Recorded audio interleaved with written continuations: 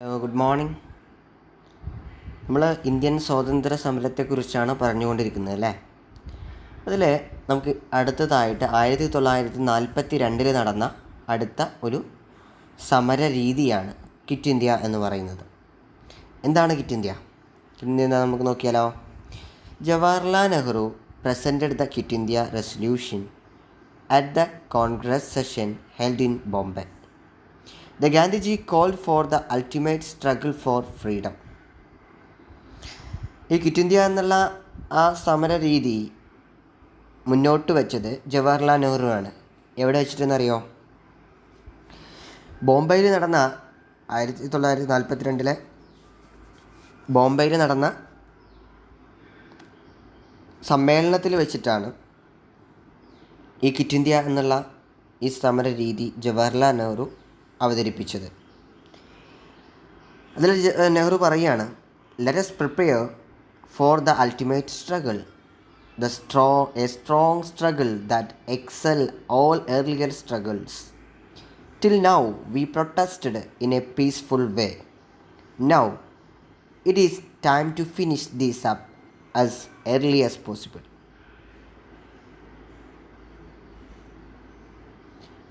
അതായത് നെഹ്റു പറഞ്ഞു, നമ്മൾ കുറേ കാലമായി ഇങ്ങനെയൊക്കെ ചെയ്യുന്നു അല്ലേ, സമര രീതികൾ ഇത് അവസാനിപ്പിക്കാനുള്ള ഒരുപാട് രീതിയിലുള്ള സമരങ്ങൾ നമ്മൾ ചെയ്തു. ഇത് അവസാനിപ്പിക്കാനുള്ള സമയമായിട്ടുണ്ട്. ഇത് കുറേ അധികം നമ്മൾ വെയിറ്റ് ചെയ്തു. ഇനി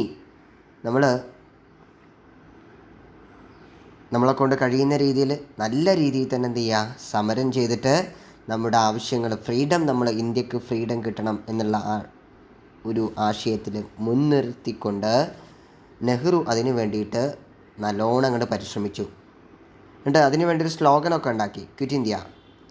ക്വിറ്റ് ഇന്ത്യ എന്ന് പറഞ്ഞാൽ അതിൻ്റെ അർത്ഥം ലീവ് ഇന്ത്യ എന്നുള്ളതാണ്. അതായത് ഇന്ത്യ വിടുക എന്നുള്ളതാണ്. ബ്രിട്ടീഷുകാരോട് പറയാണ് നിങ്ങൾ ഇന്ത്യ വിട്ട് പോകണം എന്നുള്ളത്. Do or die, the exhortation of Gandhiji was taken up by the masses. Everyone, including students, joined on the struggle. We observe August 9 as Quit India Day. Quit India Day ആയിട്ട് നമ്മൾ ആചരിക്കുന്നത് ഓഗസ്റ്റ് 2 അല്ല August 9 അതിൽ ഗാന്ധിജി മുന്നോട്ട് വെച്ച ഒരു മുദ്രാവാക്യമുണ്ട്. ഏതാണ്? Do or dye, പ്രവർത്തിക്കുക അല്ലെങ്കിൽ മരിക്കുക എന്നുള്ള മുദ്രാവാക്യം ഗാന്ധിജി മുന്നോട്ട് വെക്കുകയും do or dye.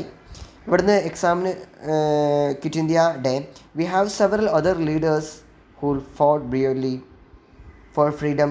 Let us familiarise with them. അപ്പോൾ ഇതിൽ ക്വിറ്റ് ഇന്ത്യനെ കുറിച്ച് നമുക്ക് പഠിക്കാനുള്ള അല്ലെങ്കിൽ മനസ്സിലാക്കാനുള്ളത് എന്തൊക്കെയാണെന്ന് വെച്ചാൽ, ക്വിറ്റ് ഇന്ത്യ എന്ന് പറഞ്ഞ സമര രീതി, ക്വിറ്റ് ഇന്ത്യ എന്നുള്ള വാക്കിൻ്റെ മീനിങ് എന്താണ്? Live India. What is the meaning of quit India എന്ന് ചോദിച്ചാൽ എന്താ പറയുക? ലിവ് ഇന്ത്യ എന്നുള്ളതാണ്. ആണല്ലോ. What is the slogan of quit India? Quit ഇന്ത്യയുടെ സ്ലോഗൻ എന്തായിരുന്നു? Do or dye. എന്നാണ് ഈ ക്വിറ്റ് ഇന്ത്യ നടന്നത്?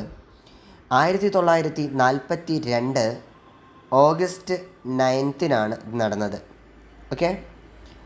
ഇനി ഗാന്ധിജിനെ കുറിച്ച് എന്തോ ഒന്ന് പറഞ്ഞിട്ടുണ്ട്. The United Nations has declared October 2 the day of Gandhi's birth as world non violence day.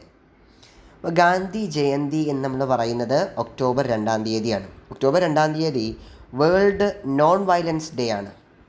World non violence day. This is the world recognition of മഹാത്മാഗാന്ധീസ് message of അഹിംസ.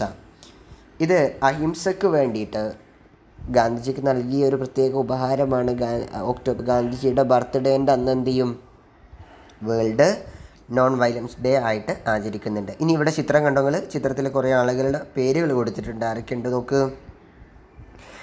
ജവഹർലാൽ നെഹ്റു ഉണ്ട്, Sardar Vallabhbhai Patel, Balagangadhara Tilak, Subhash Chandrabose, Gopalakrishna Gokhale, Bhagat Singh, Sarojini Naidu, Khan Abdul Ghaffar Khan, doctor Rajendra Prasad, Maulana Abdul Kalam Azad.